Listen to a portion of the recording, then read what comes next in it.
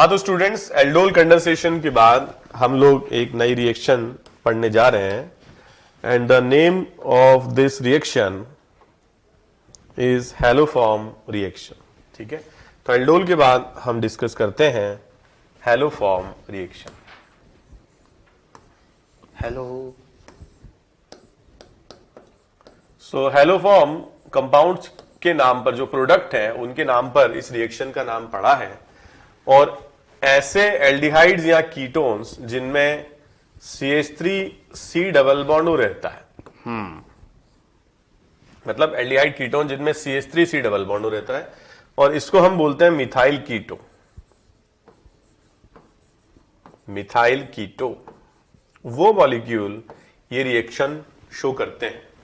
And the reagent which is used is halogen X2 in presence of what, basic medium.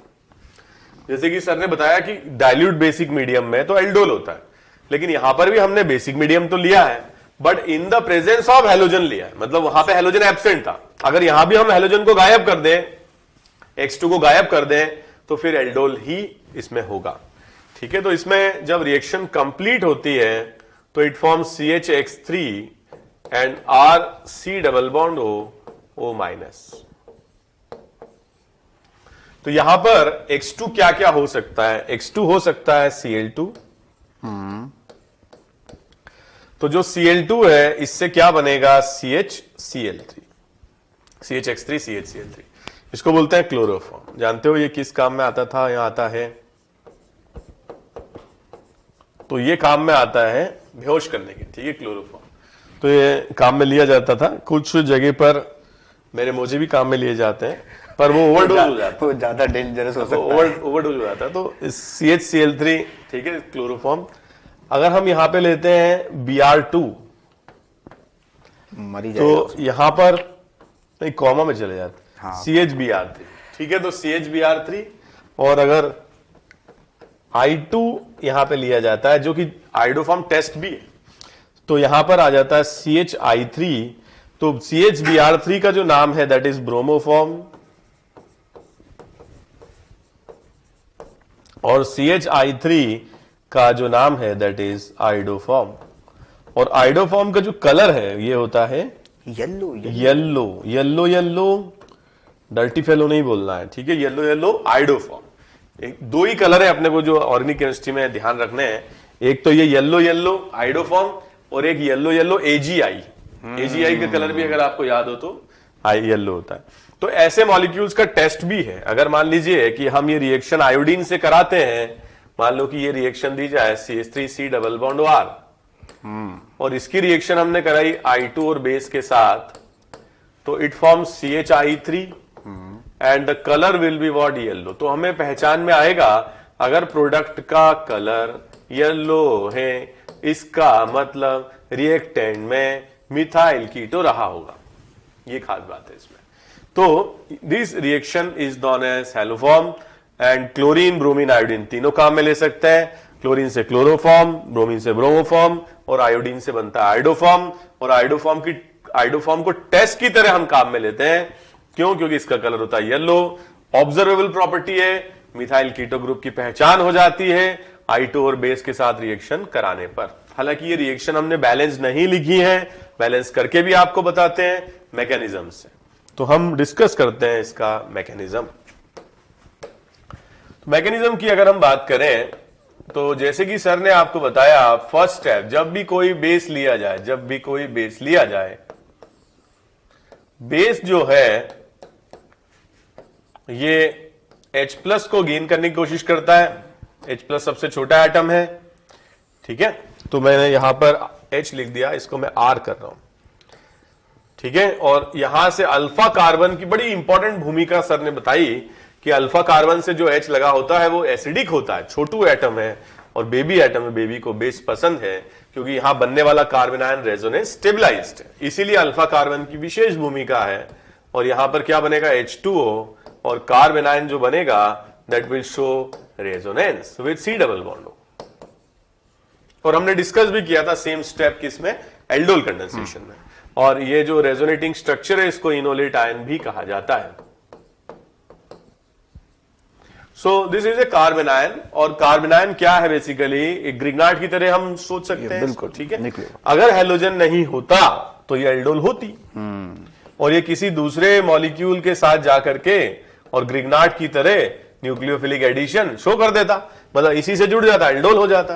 But क्योंकि यहां present है halogen, तो halogens क्या होते हैं, ये थोड़े से अनस्टेबल टाइप के मॉलिक्यूल होते हैं बिकॉज ऑफ द लोन पे रिपल्शन, और हमने डिस्कस भी किया था कि बॉन्ड भी काफी वीक होता है, और किसी एनायन की प्रेजेंस में ब्रेक, ये पोलराइज हो जाते हैं। कभी आपने पढ़ा होगा इंस्टेंटेनियस डायपोल, इंड्यूस्ड डायपोल, तो क्या होता है कि ये इससे इलेक्ट्रॉन पे डोनेट करता है और ये बाहर हो जाता है, and we get a substituted carbonyl compound. यहां पर हमने H को हटा दिया है और X को लगा दिया है।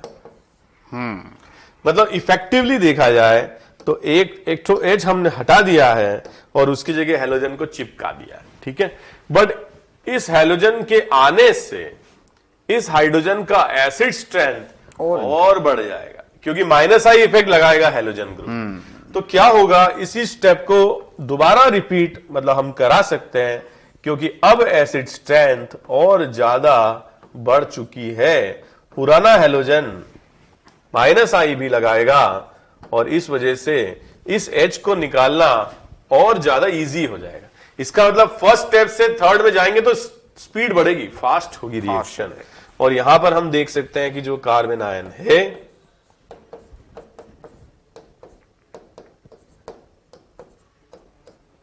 वो और ज्यादा स्टेबल होगा, और फिर हम इसमें एक बार और जैसे कि मैंने बताया था X2 की रिएक्शन करा सकते हैं, और यहां पर हम क्या लगा सकते हैं, RC डबल बॉन्ड हो CHX। हमने एक और हाइड्रोजन पट के निकाल दिया है और उसकी जगह पर क्या लगा दिया है, हेलोजन। लेकिन अभी भी एक हाइड्रोजन शेष है, ठीक है। और इसका एसिड स्ट्रेंथ और ज्यादा होगा, क्यों, क्योंकि जो दो हेलोजन ग्रुप्स हैं ये और ज्यादा electron withdrawing group nature show करेंगे, माइनस आई लगेगा। तो यहां पर क्या होगा, फर्दर इस हाइड्रोजन को भी बेस निकाल सकता है और आसानी से निकाल सकता है और फास्ट रेट से निकाल सकता है, and it will convert to form carbanion, ठीक है, with the loss of water. और इस एनायन पर हम एक और हेलोजन लगा दें, और इसीलिए मैंने बोला कि मिथाइल कीटो होना चाहिए, क्योंकि हमें 3 हाइड्रोजन एटम्स चाहिए जिनको हम एक एक करके क्या कर देंगे, बाहर निकाल देंगे, और उन हाइड्रोजन एटम्स की जगह क्या चिपका देंगे, हेलोजन। और हर स्टेप पर रिएक्शन का रेट बढ़ेगा, मतलब हम इसको बीच में नहीं रोक सकते कि हमने एक हेलोजन लगा दिया या 2 लगा दिया 3, ये हर स्टेप में फास्ट होता जाएगा और तीनों हेलोजन एक एक करके सब्स्टिट्यूट हो जाएंगे। मतलब इफेक्टिवली जब हमारे पास ये मिथाइल कीटो ग्रुप रहेगा, अब यहां पे R ग्रुप कुछ भी हो सकता है, तो जो इनिशियल स्टेप हम लोगों ने डिस्कस करी है उसमें in presence of basic medium सारे हाइड्रोजन एटम जो अल्फा पर प्रेजेंट है वो हम निकाल देंगे और इनकी जगह पे क्या लगा देंगे, हेलोजन लगा देंगे, और इस रिएक्शन को बीच में रोका नहीं जा सकता है। और इसका पूरा मैकेनिज्म एक एक करके चारों स्टेप्स में मैंने आपसे डिस्कस भी किया। जैसे यहां से हमने H निकाला, एनायन बनाया, दैट इज रेजोनेंस स्टेबलाइज्ड। जो एनायन होगा वो X2 को पोलराइज करेगा, यहां X आ जाएगा, फिर इस हाइड्रोजन को निकालना और इजी हो जाएगा। सेम स्टेप में यहां पर भी हेलोजन आ जाएगा, फिर इस H को निकालना और ज्यादा इजी हो जाएगा, क्योंकि यहां एनायन की स्टेबिलिटी और ज्यादा बढ़ जाएगी। सो एक एक करके सारे हाइड्रोजन निकल जाएंगे और हेलोजन आ जाएगा, ठीक है। And then the last step of reaction is, जो मीडियम हमने लिया है वो बेसिक है, और जो बेसिक मीडियम होगा या OH माइनस जो बेस होगा वो न्यूक्लियोफाइल की तरह भी बिहेव कर सकता है और इस पर ऐड हो जाएगा। So in this step, one sp2 carbon will get converted to what, sp3 carbon, that is the addition step of the reaction। और after this addition के बाद जब ये इलेक्ट्रॉन वापस करेगा तो ये X माइनस यहां CH3 माइनस यहां से बाहर हो जाएगा और ये बन जाएगा RC डबल बॉन्ड OH, और क्या बन जाएगा, CH3 lone pair negative charge, ठीक है, इस तरह से। अब आप देख रहे हो कि यहां पर कार्बोक्सिलिक एसिड है, स्ट्रॉन्ग एसिड है, और CH3 माइनस बेस है, तो ये H प्लस इसको डोनेट कर देगा and it will convert to form RC double bond O negative, और जो H गेन करने के बाद CH3 क्या बना लेगा, CHX3। Hello form. तो यहां प्रोटॉन गेन होगा तो CHX3 बना लेगा, जिसको हम बोलते हैं हेलोफॉर्म। जैसे क्लोरीन है तो क्लोरोफॉर्म, ब्रोमीन है तो ब्रोमोफॉर्म, और आयोडीन है तो आयोडोफॉर्म। तो यहां पर एक मॉलिक्यूल अगर ये है तो इससे कितने मॉलिक्यूल X2 के कंज्यूम होंगे ये बताना है, और वो होंगे 3, ठीक है, 3 मोल्स कंज्यूम होंगे, क्योंकि यहां पर जब जब ये रिएक्शन होगी तो ये एनायन के साथ 1 मोल X2 यूज हुआ, फिर एनायन बना X2 मोल यूज हुआ 1 मोल, फिर एनायन बना 1 मोल यूज हुआ। तो पर मोल ऑफ दिस कंपाउंड, ठीक है, 1 मोल की अगर हम बात करें तो कितने मोल X2 यूज होंगे, 3 मोल X2 यूज होंगे, और यही रिएक्शन का मैकेनिज्म है, ठीक है, बेसिक मीडियम मैकेनिज्म। कुछ पॉइंट्स इस पे हम डिस्कस करते हैं, कुछ बेसिक क्वेश्चंस करते हैं जिससे कि थोड़ा समझ में आ जाए आपको। मान लीजिए कि मैंने यहां पर लिया एसीटोन, और इसकी रिएक्शन को मैंने करा दिया I2 और बेस के साथ। तो अगर हम यहां देखें तो जो प्रोडक्ट होंगे, आप जानते हो कि ये मिथाइल कीटो ग्रुप है, और मिथाइल कीटो ग्रुप है तो it will convert to form what, CH3 iodoform, C double bond O minus, बिल्कुल, एंड CHI3, ये बना लेगा, ठीक है। तो ये कुछ इंपॉर्टेंट बात है। एक और क्वेश्चन में दे रहा हूं, बहुत सिंपल है।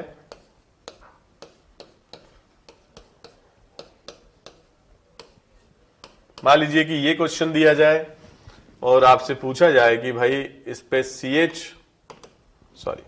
I2 और बेस की रिएक्शन हमने करा दी,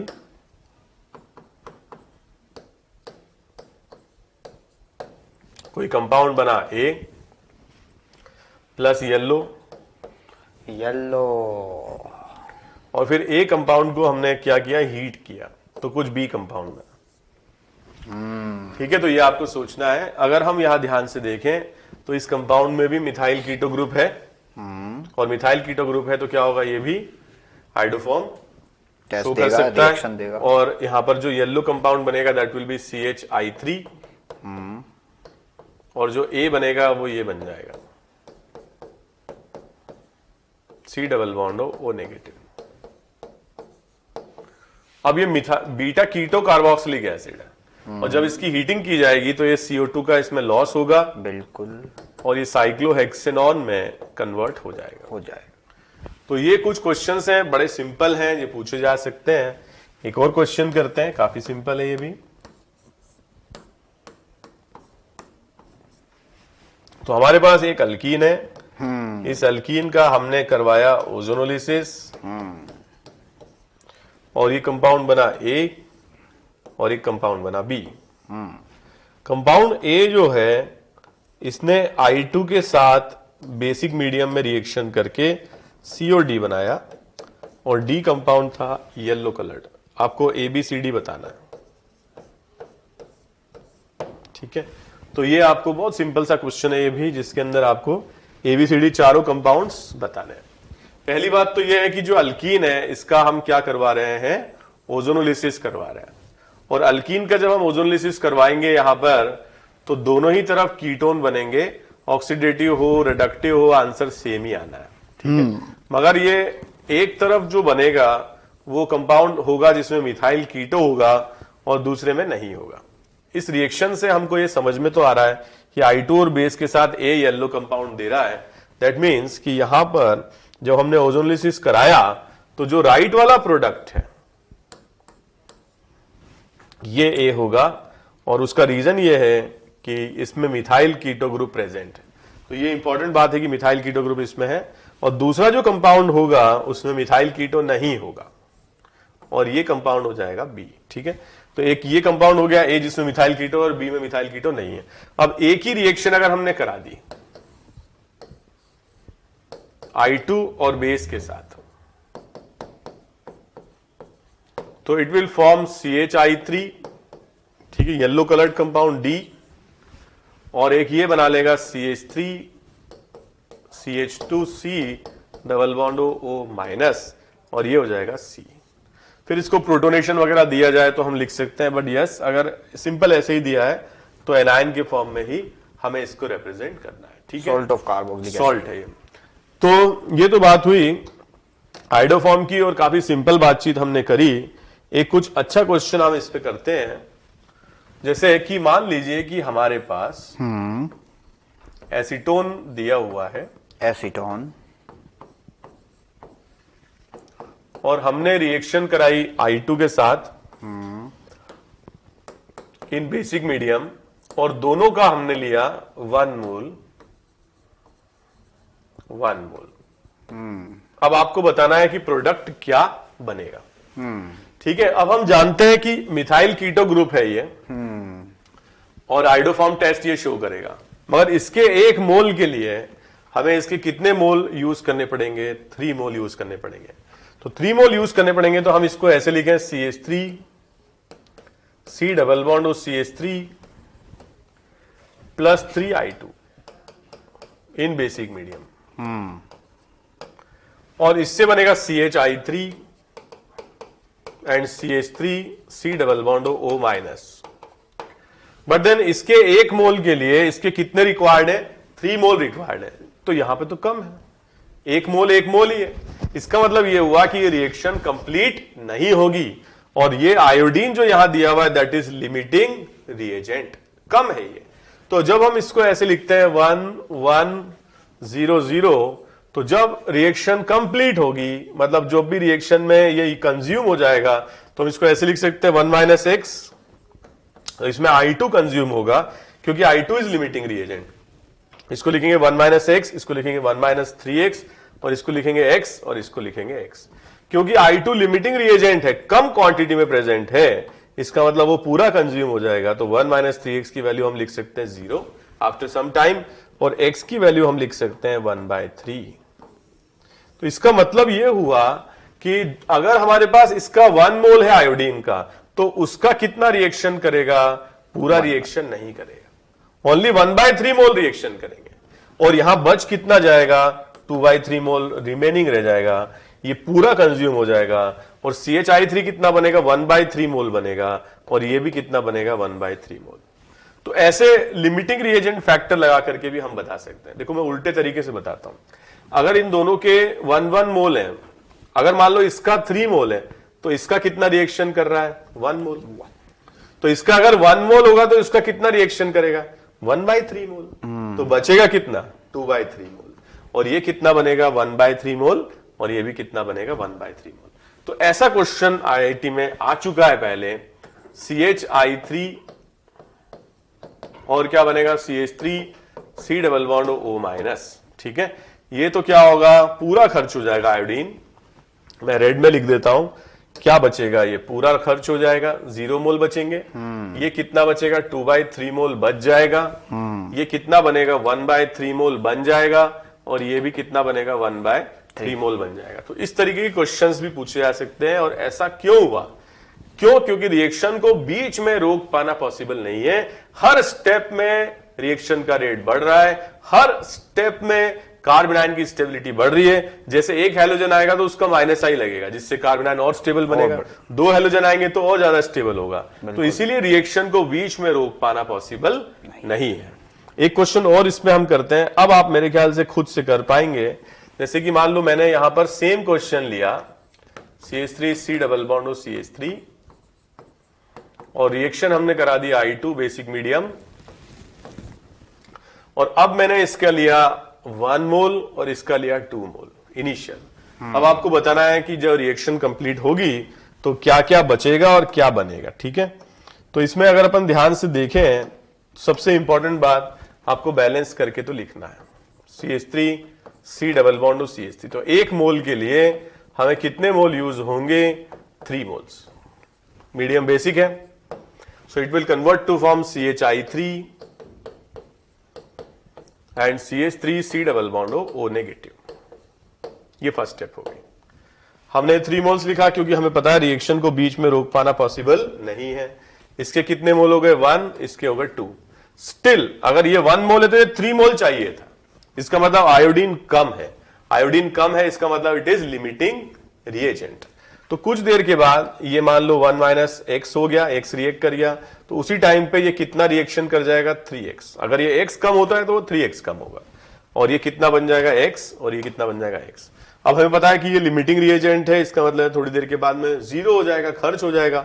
सो 2 minus 3x will become equal to 0 और x will become equal to 2/3। यहां से हम लिख सकते हैं, तो ये कितना बचेगा इस बार, ओनली 1/3। ये पूरा रिएक्शन हो जाएगा, और ये कितना बनेगा 2/3, और ये भी कितना बनेगा 2/3। तो ऐसे क्वेश्चंस आ सकते हैं जिनमें आइडोफॉर्म कितना बन रहा है उसके बारे में बातचीत हो जाए, ठीक है। ऐसे क्वेश्चंस आ सकते हैं जिनमें यूज हो, जैसे ओजोनोलिसिस वाला कॉन्सेप्ट बीच में ले लिया, या मान लीजिए कि सिंपल से क्वेश्चंस आ जाएं, और आपको ये पता होना चाहिए कि बेसिक मीडियम में रिएक्शन को बीच में रोक पाना पॉसिबल नहीं है, और फिर लिमिटिंग रिएजेंट वाले क्वेश्चंस भी इस पर पूछे जा सकते। ओके स्टूडेंट्स, तो ये तो बात हुई कि रिएक्शन कैसे होती है। अब जो दूसरे टाइप के क्वेश्चन हेलोफॉर्म या आइडोफॉर्म पर आते हैं, वो आते हैं कौन से मॉलिक्यूल टेस्ट देंगे, ठीक है। So molecules which show test, molecules which show, कौन हेलोफॉर्म या iodoform test? Iodoform test, iodoform test. कौन कौन से मॉलिक्यूल्स हैं जो ये टेस्ट शो करेंगे, ठीक है। काफी सिंपल बातचीत भी हम कर चुके हैं। पहली बात, ऑल एल्डिहाइड्स एंड कीटोन्स, जिनके पास मिथाइल कीटो है, ठीक है। ऑल एल्डिहाइड्स एंड कीटोन्स जिनके पास क्या प्रेजेंट है, methyl keto, methyl keto group, CH3C double bond O group. अब इसमें R कुछ भी हो सकता है, H होगा, ठीक है, तो भी, या फिर फिनाइल, इथाइल, मिथाइल, कुछ भी हो सकता है, कीटोन भी हो सकता है, ठीक है। तो ये सारे मॉलिक्यूल्स टेस्ट शो कर सकते हैं। अब इसमें क्या है कि कई बार एग्जामिनर ऐसे क्वेश्चन पूछ लेता है, क्या ये मॉलिक्यूल टेस्ट शो करेगा, ठीक है। एक मिनट, इसको थोड़ा कॉम्प्लिकेट कर देते हैं, यहां पर मैं पीएच लगा देता हूं। तो क्या ये मॉलिक्यूल टेस्ट शो करेगा? ऑफ कोर्स शो करेगा, यही तो बनाया था हमने। फर्स्ट स्टेप, एक एच हटा के आई लगाया था, तो फर्स्ट स्टेप तो यही थी। या मान लीजिए क्वेश्चन आ जाए, क्या ये मॉलिक्यूल टेस्ट शो करेगा? ये भी टेस्ट शो करेगा, ऑफ कोर्स। यहां पर 2 एच हटा के आई लगाया हमने, और ये सेकेंड स्टेप थी। कई बार ऐसा क्वेश्चन भी आता, CI3C double bond OPH test show करेगा, ऑफ कोर्स। तो यहां पर हमने एक ये फर्स्ट स्टेप के बाद ये बनाया था, सेकंड स्टेप के बाद, थर्ड स्टेप के बाद, तो इनमें से कुछ भी आ जाए और पूछा जाए कि क्या ये टेस्ट शो करेंगे, तो सही है। या कभी कभी ऐसा आ जाए कि हाँ भाई CCl3CHO हेलोफॉर्म, तो हेलोफॉर्म तो ये है ही, आइडोफॉर्म नहीं है, लेकिन ये हेलोफॉर्म तो है ही। तो क्या ये हेलोफॉर्म रिएक्शन शो करेगा? ऑफ कोर्स शो करेगा, ठीक है। तो ध्यान रखने वाली बात है कि जो बीच में जो प्रोडक्ट आ जाते हैं उन पर भी क्वेश्चंस पूछे जा सकते हैं। नेक्स्ट पॉइंट इज, ये तो बात हुई कि पहले से ही कोई हेलोजन हमने क्या कर दिया, यहां पे पेस्ट कर दिया।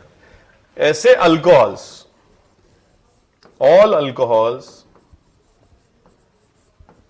विच ऑक्सीडाइज टू मिथाइल कीटो, तो ऐसे अल्कोहल जो ऑक्सीडेशन से मिथाइल कीटो बनाते हैं, ठीक है, वो सारे टेस्ट शो करते हैं। जैसे कि फॉर एग्जांपल ये अल्कोहल है। अब इस अल्कोहल का हमने क्या किया, ऑक्सीडेशन। अब आयोडीन क्या होगा, आयोडीन रिड्यूस हो जाएगा, आयोडीन 0 से किस में चला जाएगा, -1 में चला जाएगा। अच्छा, और अल्कोहल का क्या हो जाएगा, ऑक्सीडेशन हो जाएगा। और आप जानते हो कि प्राइमरी अल्कोहल से एल्डिहाइड और सेकेंडरी अल्कोहल से कीटोन बनता है। अब ये बन गया मिथाइल कीटो। अगर यहाँ H होगा तो एल्डिहाइड हो गया, और यहाँ पे कोई और अल्काइल ग्रुप है तो कीटोन हो गया। तो कीटोन। अब बताओ क्या ये टेस्ट शो करेगा? बिल्कुल ऑफ कोर्स शो करेगा। तो हर वो अल्कोहल जिसके ऑक्सीडेशन से क्या बन जाए, मिथाइल कीटो बन जाए, जैसे कि ये अल्कोहल है। अब आपको बहुत सारे स्टूडेंट देखेंगे कि यार ये टेस्ट शो करेगा, ऑब्जेक्टिव क्वेश्चन आ गया, और इसको मार्क कर देंगे गलत। जबकि जो अल्कोहल है in the presence of iodine और क्लोरीन और ब्रोमीन, हेलोजन क्या हो जाता है, रिड्यूस हो जाते हैं, और अल्कोहल का क्या कर देते हैं, ऑक्सीडेशन, और ये ऑक्सीडाइज होकर के क्या बना लेगा, मिथाइल कीटो, और अब ये बिल्कुल आराम से टेस्ट शो कर सकता है। तो हर एल्डिहाइड कीटोन जिसके पास CH3C डबल बॉन्ड O है, हर एल्डिहाइड कीटोन जिसमें हमने सब्स्टिट्यूएंट लगा दिया, पहले से ही लगा दिया, 1 आई या 2 आई या 3 आई, ये हमारी स्टेप्स का पार्ट है, और या फिर हर वो अल्कोहल जिसके ऑक्सीडेशन से CH3C डबल बॉन्ड O बनता है, वो मॉलिक्यूल्स ये टेस्ट शो कर सकते हैं। ठीक है, ये एक इंपॉर्टेंट बात थी। नेक्स्ट, ऐसे मॉलिक्यूल भी टेस्ट शो कर सकते हैं जिनमें क्या रहता है, मान लो कि मैंने यहां पर लिया general R C double bond O CH2C double bond O R, active methylene, तो इसको बोलते हैं हम एक्टिव मिथाइलिन ग्रुप, CH2 बीच में, एक्टिव मिथाइलिन। और मेरा क्वेश्चन ये है कि क्या ये टेस्ट शो करेगा, एंड ऑब्वियसली मैंने 4th नंबर पर लिखा है तो आंसर यस ही आएगा, बट एक बार मुझे बताना पड़ेगा कि ये कैसे टेस्ट शो या आइडोफॉर्म टेस्ट कैसे शो करता है। कैसे देगा? First point, in the presence of basic medium, यहां से अपन H निकाल लें, यहां पर क्या आ जाएगा, H2O, और यहां आ जाएगा कार्बन आयन, जो कि मोर स्टेबल भी है क्योंकि दोनों तरफ -M ग्रुप लगे हुए हैं। बिल्कुल, GOC जिंदाबाद। ठीक है, इसके बाद जब हम हेलोजन से इसकी रिएक्शन कराते हैं तो क्या होगा, यहां पर आ जाएगा X, और ये बन जाएगा RC double bond O CHX C double bond O R, और X माइनस यहां से बाहर हो जाएगा। फिर से रिएक्शन होगी in the presence of base and X2, एक और H चला जाएगा, एक और H, और यहां पर आ जाएगा, क्योंकि दूसरा H निकलना तो और इजी है, फास्ट, क्योंकि पहले से प्रेजेंट जो हेलोजन है वो विड्रॉइंग ग्रुप लगाएगा, एनायन की स्टेबिलिटी बढ़ा देगा, तो जो बेस है यहां से H निकाल लेगा आसानी से, और एनायन X2 के साथ में बना लेगा।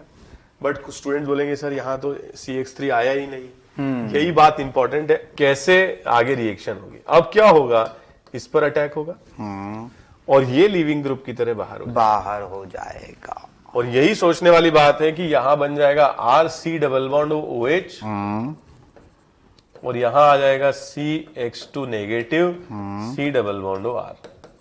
अब मजा आ गया।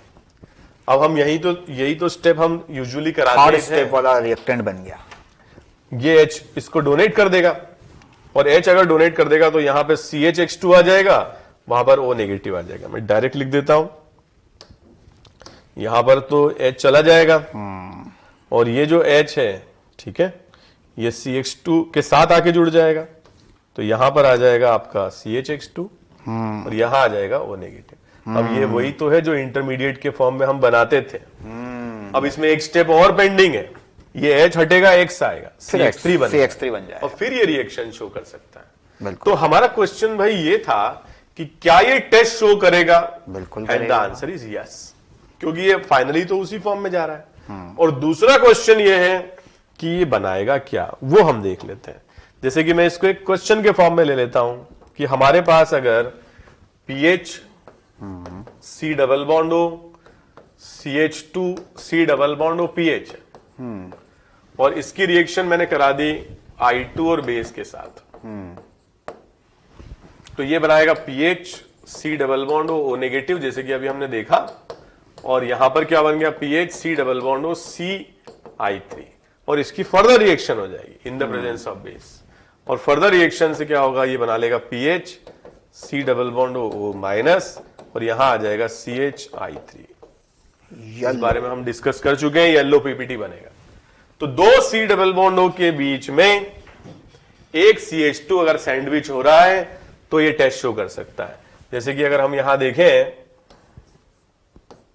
दो C डबल बॉन्ड O है साइक्लिक, और बीच में एक CH2 सैंडविच हो रहा है, तो yes it can show test. जरूरी नहीं कि मतलब पीएच ही हो, कोई सा भी ग्रुप हो सकता है, इथाइल हो,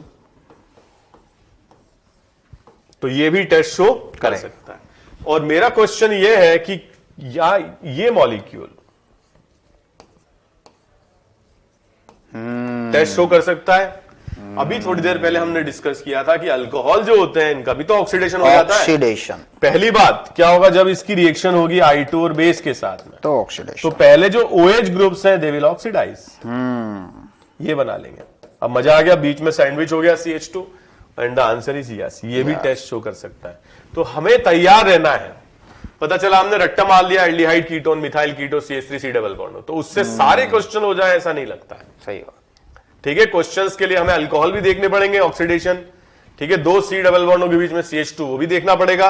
ऐसे मॉलिक्यूल भी देखने पड़ेंगे जिसमें ऑलरेडी उन्होंने सब्स्टिट्यूट कर रखा है, 1 आयोडीन, 2 आयोडीन, 3 आयोडीन, जानबूझ के दे देते हैं ऐसे क्वेश्चन कंफ्यूज करने के लिए। ठीक है, तो ये थोड़ा सा 1-2 पॉइंट्स हैं जो हमें डिस्कस करने हैं और हम आगे इसके बारे में डिस्कस करते हैं।